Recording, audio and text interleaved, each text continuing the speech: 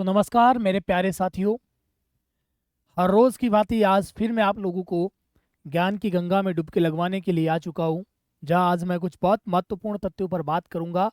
आपके लिए वो एग्ज़ाम उपयोगी रहेंगे और साथ ही ज्ञानवर्धक भी। तो चलिए आज हम बात कर रहे हैं भारतीय संविधान के जो स्रोत है उनके बारे में। ऐसा कहा जाता है भारत का संविधान उधार का थैला है। दूसरे शब्दों में बात करूं तो एक कहावत बड़ी भारत के संविधान के लिए चरित्रार्थ होती है कि कहीं का ईंट और कहीं का रोड़ा, भानुमति जी ने अपना कुनबा जोड़ा। यानी कि कहाँ से क्या हर एक देश के संविधान से कुछ ना कुछ हमने लिया है। ऐसा कहा जाता है लगभग भारत के संविधान निर्माण से पूर्व संविधान वेत्ताओं ने 60 देशों के संविधान का अध्ययन किया।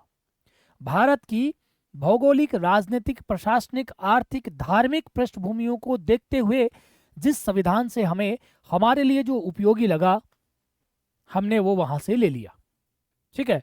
इसके साथ ही बेटा, जो भारत के संविधान निर्माण में सबसे बड़ा योगदान देने वाला एक जो इम्पोर्टेंट बिंदु है वो है भारत शासन अधिनियम 1935। तो चलिए बात करते हैं हम आज की संविधान के स्रोत की क्लास में। भारतीय संविधान के लिए लगभग कितने देशों से? 60 देशों से हमने क्या लिया है? संविधान लिया। ओके।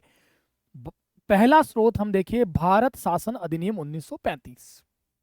ऐसा कहा जाता है लगभग 2/3 यानी कि 66% जो संविधान है वो हमने भारत शासन अधिनियम से ही एडॉप्ट कर लिया था, एडमिट कर लिया था। इसके साथ जो नेहरू रिपोर्ट है 1928 वो भी जोड़ दी जाए तो बहुत बड़ा संविधान का एक पार्ट हमने वहीं से एज इट इज उठाकर अपने संविधान में रख लिया। ठीक है। तो एक बिंदु ये हमारे सामने होता है, फिर आगे चलकर कभी चर्चा का विषय बनेगा तब बात करते हैं।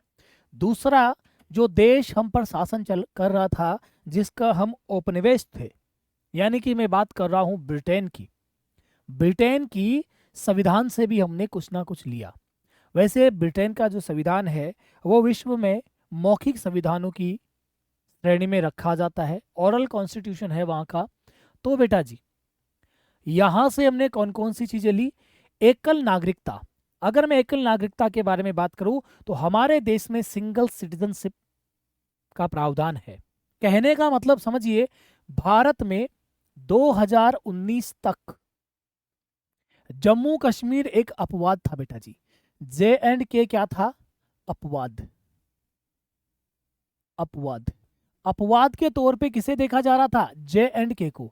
लेकिन जैसे ही धारा 370 और 35A वहां से हटाई जाती है, जम्मू कश्मीर को यूनियन टेरिटरी का दर्जा दिया जाता है। उसके साथ ही अब भारत में कहीं भी दोहरी नागरिकता का प्रावधान नहीं रहेगा। तो कहने का मतलब, अब अगर आप भारत के नागरिक हैं तो सिर्फ भारत के नागरिक हैं, उसके साथ में आप राज्यों के नागरिक नहीं हो सकते, जैसा कि अमेरिका में होता है। अगर यहाँ हम बात करें तो जो दोहरी नागरिकता है उसका प्रावधान हमें अमेरिका के संविधान में देखने को मिलता है। फिर दूसरी चीज हमने यहाँ से क्या ली? संसदीय शासन व्यवस्था। जिस तरीके से ब्रिटेन में संसद के 2 भाग हैं, ठीक है, उस तरीके से हमने भी जो संसदीय शासन व्यवस्था है वो ब्रिटेन से क्या की है? ली है अपने संविधान के अंदर। रिट जारी करने आगे चलकर हम पढ़ेंगे, रिट कौन कब कैसे जारी करता है इसके बारे में बात आगे होगी हमारी। एक आपका CAG यानी कि नियंत्रक एवं महालेखा परीक्षक, यानी कि केग। केग जो है वो भी हमने कहाँ से लिया है? ब्रिटेन से लिया। अभी सिर्फ ये ध्यान रखना है कौन सी चीज कहाँ से ली गई, हमें इस पे नहीं जाना इसमें क्या है, इसमें क्या है, ये तो आगे की क्लासेस में आपको वैसे भी क्लियर होने वाला है। उसके बाद विधि के समक्ष क्षमता। विधि के समक्ष हर एक व्यक्ति, चाहे वो करोड़पति हो या फिर ओनलीपति हो, यानी कि रोडपति हो, दोनों विधि के समक्ष समान है। विधि किसी भी तरीके का भेदभाव नहीं करेगी उन व्यक्तियों के अंदर। दूसरा, विधि द्वारा स्थापित व्यवस्था, मतलब कानून की व्यवस्था हमने कहां से ली है? ब्रिटेन से। अभी ली कहां से है, ये चीजें क्या होती है, ये बात का मुद्दा है, ये अगली क्लासेस में बात करने का मुद्दा है। अभी हमारी बात है हमने क्या चीज कहां से ली है। ओके जी। इसके बाद आइए आप, अमेरिका से हमने लिए हैं एफआर, आपके फंडामेंटल राइट। जब हम आगे चलकर देखेंगे तो भाग 3 के अंदर जो आपका आर्टिकल है 12 से लेकर 35 के बीच तक हम जिसके बारे में बात करेंगे वो रहेंगे आपके फंडामेंटल राइट, यानी कि एफआर। न्यायिक पुनरावलोकन की शक्ति हमने कहां से ली? अमेरिका से। हम एक लाइन पढ़ते हैं, विधियों का समान संरक्षण, विधियों के समक्ष क्षमता और विधियों का समान संरक्षण। तो विधि के समक्ष क्षमता हमने ब्रिटेन से ली है, लेकिन विधियों का समान संरक्षण आगे आएगा तो बहुत खुलकर चर्चा करेंगे, अमेरिका से लिया गया है। उपराष्ट्रपति का पद यह भी अमेरिका से लिया गया है। और बेटा जी स्वतंत्र न्यायपालिका कहे तो हमारे यहां पर जैसे कि कार्यपालिका, न्यायपालिका, व्यवस्थापिका, इस तरीके से हमने जो इन दोनों चीजें, कार्यपालिका, इस पे न्यायपालिका के अंदर कोई भी हस्तक्षेप नहीं रहेगा। न्यायपालिका अपने आप में एक स्वतंत्र इकाई के तौर पर भारत में हमने क्या ली है? अमेरिका से अडॉप्ट। और राष्ट्रपति पर महाभियोग, जब भी संविधान का अतिक्रमण करेगा राष्ट्रपति, तो ऐसी स्थिति में हम यहां पर राष्ट्रपति पर फिर से क्या लगा देंगे? जब हम आर्टिकल आगे चलकर आर्टिकल 61 में देखेंगे तो महाभियोग लगाएंगे राष्ट्रपति पर। ठीक है जी। बाद में देखें हम आयरलैंड, आयरलैंड से हमने लिए नीति निर्देशक तत्व। जैसे हम थोड़ा आगे बढ़ेंगे हम देखेंगे भाग 4, और भाग 4 के अंदर आपका बेटा जी आर्टिकल 36 से लेकर 51 के बीच में जो चीजें आएंगी उसमें हमें देखेंगे नीति निर्देशक तत्व।